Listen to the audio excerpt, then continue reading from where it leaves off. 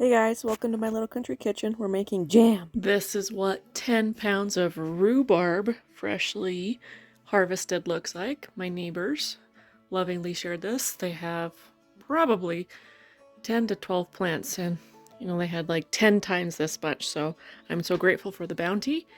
We're gonna chop it up and make some yummy recipes.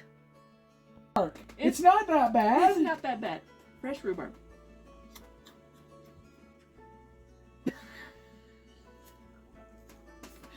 You lied to yourself. I get you right here. Everything. I ate them fresh. They were way less Bitey? tardy. Yes. Yes. Okay. Well, Okay, our first rhubarb recipe. We're making rhubarb pineapple jam. I'm doing a double recipe. But for you it would be 8 cups of chopped rhubarb. And a can of pineapple. Reserve the liquid. And make sure the liquid is a full cup.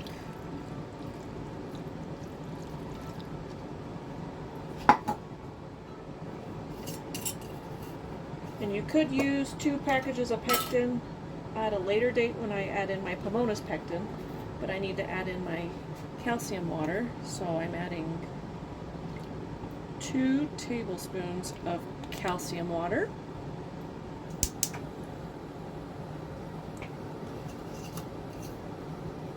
And we cook on medium heat. I'm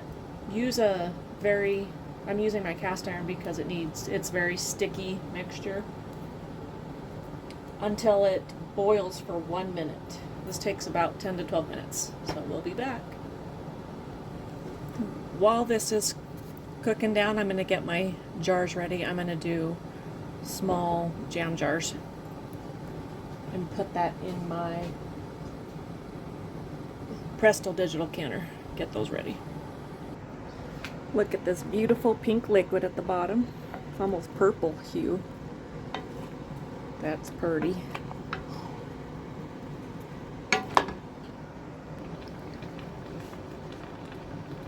Now that it's boiling, we can add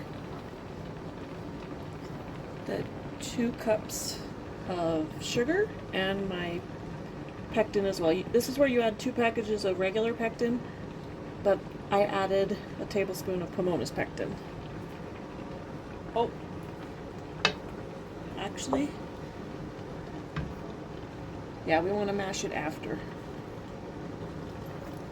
And if you are using regular pectin, you will need to increase the sugar amount to double this.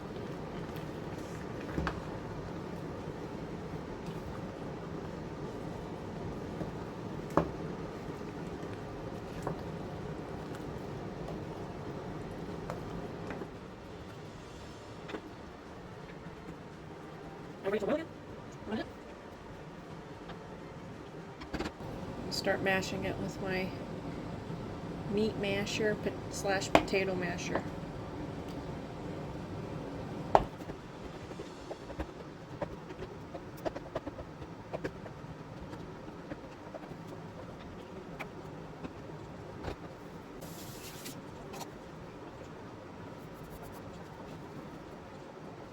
Presto counter just beeped at me, letting me know that my jars are warm.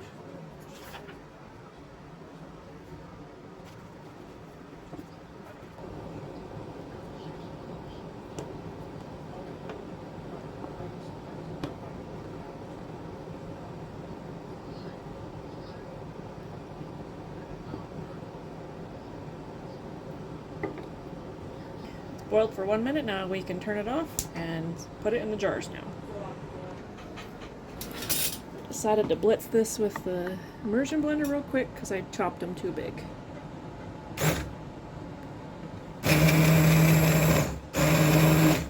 Just a little bit though.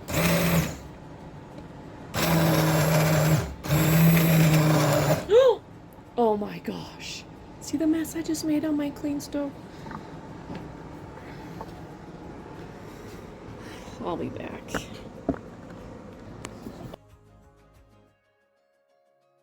Okay, all clean. Now we can go ahead and fill these with a 1/4-inch headspace.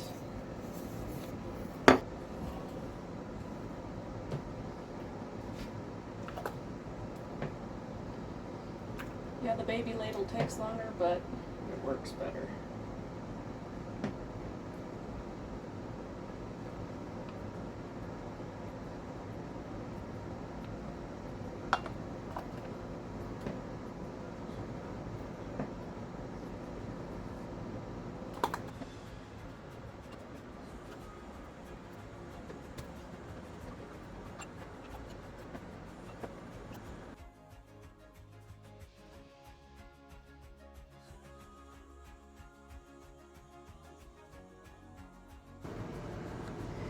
We are using the lovely 4-jar canning lids.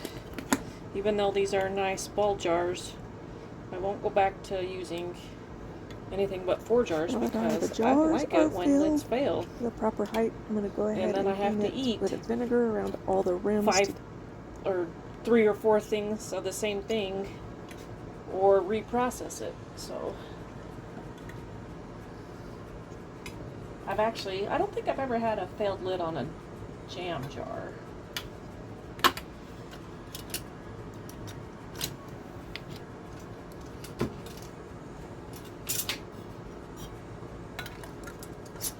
But if you go to 4jars.com, you can use my coupon code LITTLE10.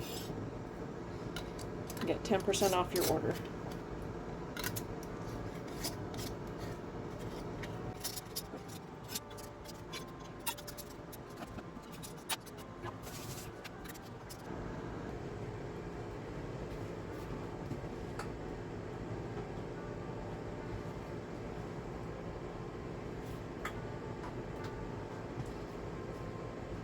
Look at that beautiful jar. Like, can you see like it's like a purpley pink hue. It is so beautiful. I am so happy.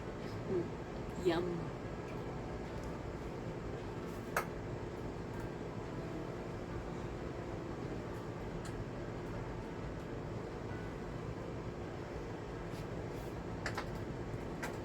Okay, it's getting full. Now I need my jar lifter.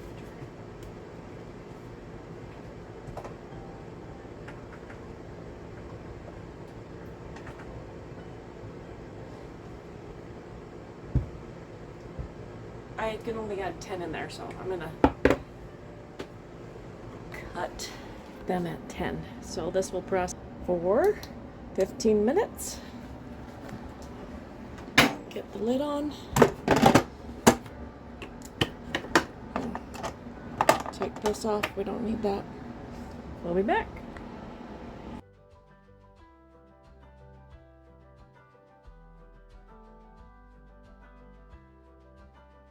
So out of 10 pounds of rhubarb, I still probably have at least 8 more cups for my next recipe. So like and subscribe if you want to see that one. It's going to be strawberry rhubarb pie. I'm so happy that around noon I throw this roast in the crock pot, so it was waiting for me at this time so I could eat while I was waiting. So these are the middle of the rhubarb stalks, and these 4 are hollow, so I want to see if I can propagate them, and that way I'll get 4 more rhubarb plants. That will be awesome. I do have 2 baby ones. They're about 6 inches tall, but it does take a while for rhubarb to actually grow and get really big like this. So this is the flowering part. And so I'm excited, so yay. If you want to see also me making this jam into an ice cream sauce, hit that like button and subscribe and get notifications, because I'll put that on a short in a couple days. Okay, it says it's done. I'm going to go ahead and take them out.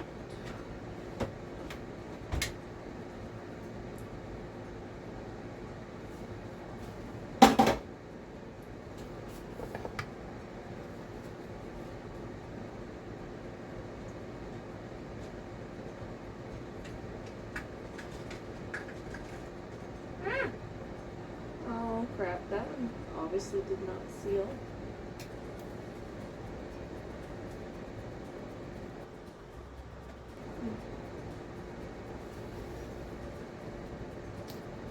Looks pretty. wonder.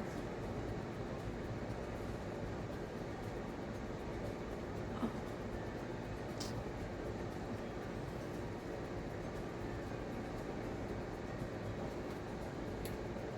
That was a user error. I didn't put the lid on it enough.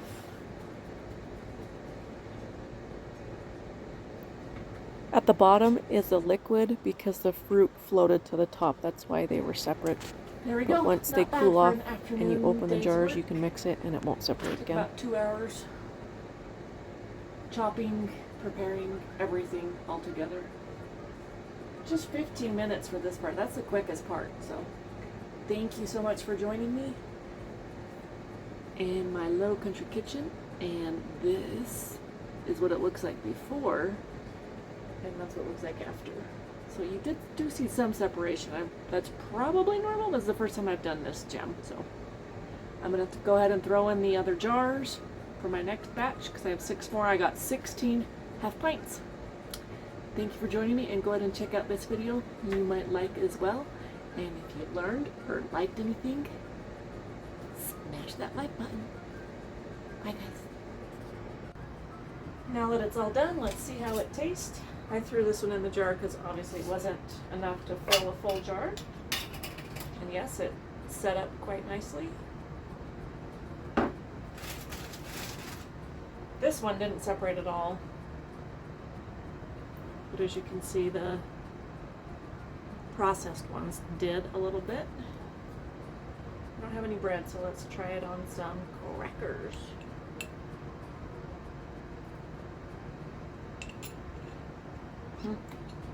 Look how yummy. I love the color. It's so pretty.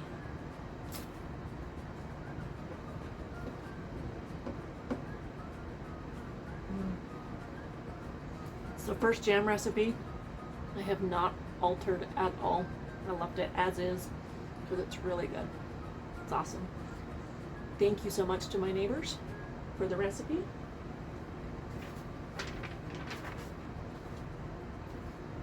I have a neighbor named Carma. Thank you. It was her grandma's recipe. I believe her name was Avila. So I feel honored and privileged to have a recipe handed down for me because I don't have any grandparents. I never grew up with any. They were all passed away by the time I was 14. So thanks so much for joining me, guys. See you next time. Bye. You're still here? Well, thank you. Tell me, which one do you like best? 1, 2, 3, or number 4 as a thumbnail? Bye, guys. Write it in the comments. Which one's your favorite? And tell me why.